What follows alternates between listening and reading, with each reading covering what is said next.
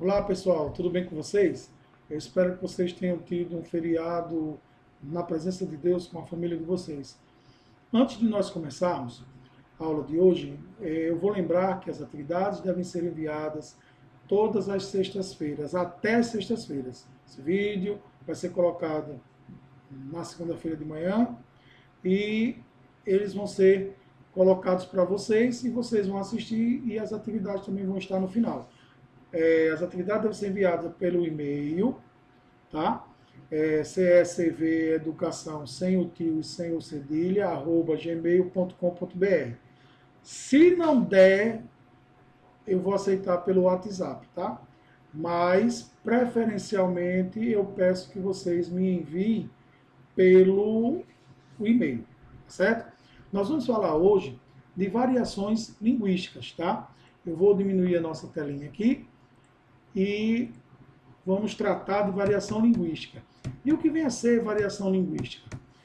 A variação linguística é todo tipo de alteração que nossa língua sofre, ou por aspecto histórico, social, regional, geográfico, enfim, é toda a alteração que a nossa língua sofre considerando esses aspectos, tá certo? Por exemplo, eu tenho aqui uma tirinha de Maurício de Souza, que tem Chico Bento conversando com um coleguinha, e vocês vão perceber que na fala de Chico Bento existe uma diferenciação da nossa fala normal. Por quê? Porque está aí uma variação regional com aspecto social envolvida. Então eu tenho aqui. Eu é que não posso nem pensar nisso, quem me dera. Eu vou ter que estudar muito até me formar numa universidade. Daí, vou arrumar um trabalho que ajude as pessoas a viver melhor. Então, vocês vão perceber que o que foi dito aí, a mensagem ele conseguiu passar para você, que ele vai estudar para fazer uma universidade e vai trabalhar para transformar a vida das pessoas. Mas só que ele disse isso de uma forma diferente, tá? Por exemplo, temos expressões aqui que usamos aqui em Recife, em Olinda, que é, eu vou fazer uma oia. Oia, oia é fazer um trabalho por fora, fazer um extra, um dinheirinho extra. Vou fazer uma oia. Se eu chegar dizendo isso lá em Caruaru, eu não vou me entender. Tá? Por quê? Porque é uma expressão utilizada somente nessa regiãozinha aqui da zona metropolitana do Recife. Mas se eu chegar dizendo aqui uma expressão que é utilizada lá em Caruaru, vocês também não vão entender. Fulano, você é um pé de galo.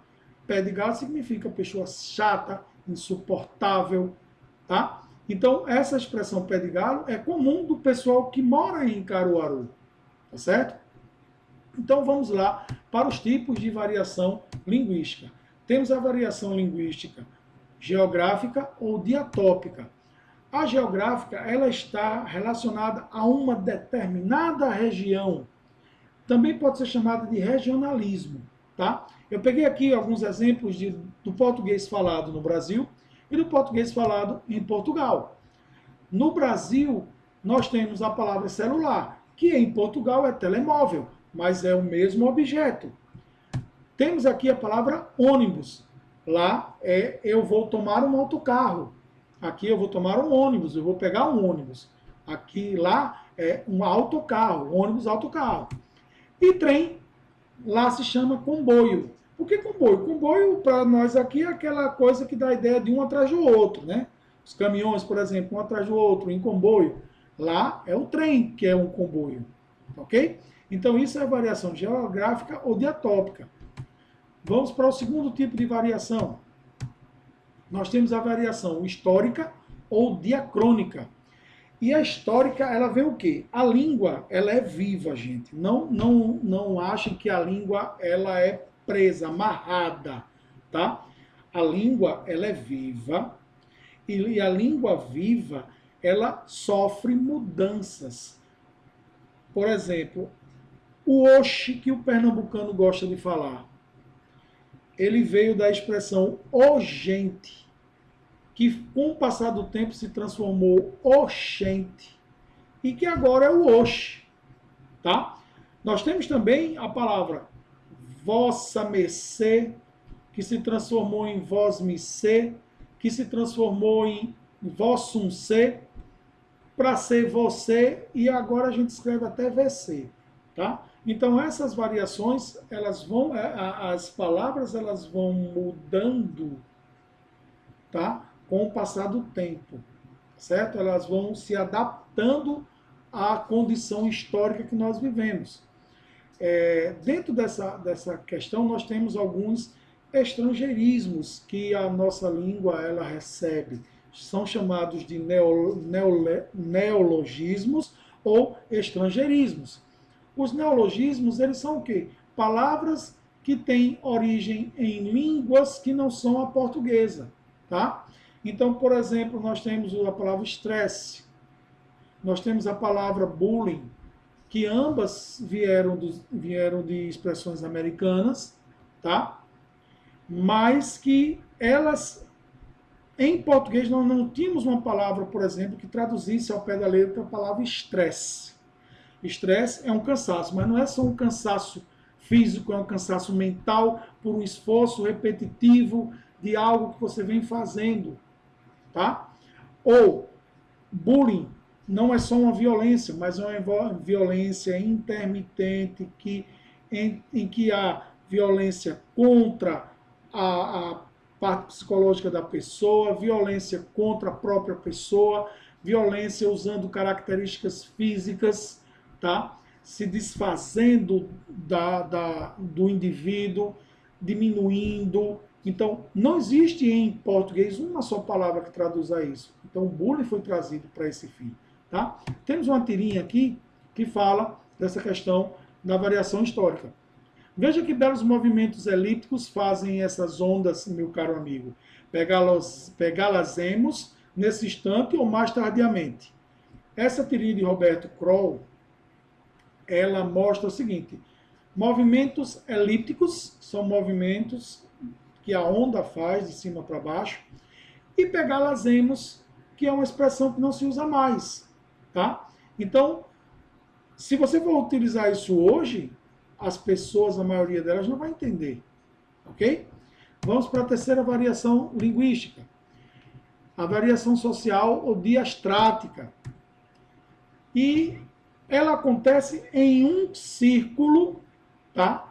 Social, não único, mas pode ser variado, tá certo? Eu vou pegar aqui, por exemplo, um advogado, e vou chegar para você que não entende um pouco sobre direito e vou dizer, olha, eu vou vou impetrar uma ação civil contra Vossa Senhoria. O que é isso? Quer dizer que eu vou entrar com uma ação contra você. Mas veja que esse tipo de linguagem, ele não é comum. Meu filho teve uma época que, o ano passado, que ele passou internado. Então, o médico utilizou um monte de expressões que eu não entendia, tá? É semelhante a essa tirinha que eu trouxe para vocês aí, de uma coluna de Max Geringer no jornal Época, de 2006. De acordo com o laudo, você está com um processo de entumescência resultante de lesão inflamatória e necrose subcutânea. O rapaz faz, meu Deus, doutor, e quanto tempo eu tenho de vida? Ah, não se preocupe, isso é só um furúnculo, né? Então, se o médico chegasse para você dizendo isso, provavelmente você pensaria igual assim, rapaz. Então, assim, é a variação em que os termos utilizados, eles são base de profissões, são base de comunidades menores de falantes, tá?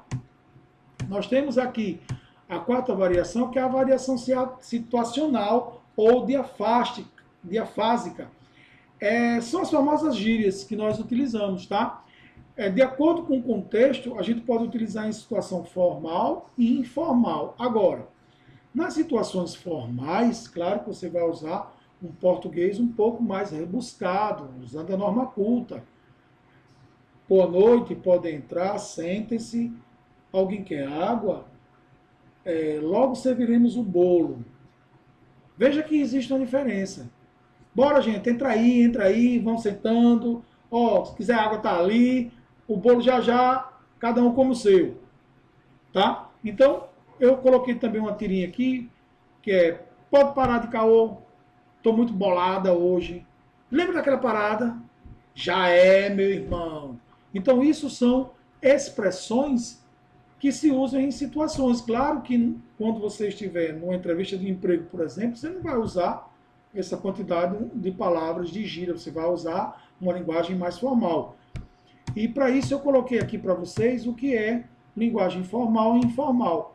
Linguagem formal é a linguagem que utilizamos no nosso dia a dia, é a linguagem que nós utilizamos na norma culta, tá? Ou seja, aquela que se desenvolve de acordo com as regras da gramática.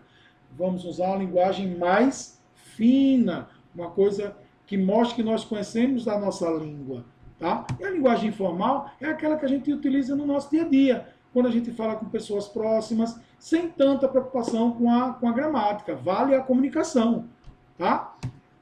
Agora, nós temos uma só observação, que a variação linguística, elas são expressas geralmente na fala, nos discursos orais, tá?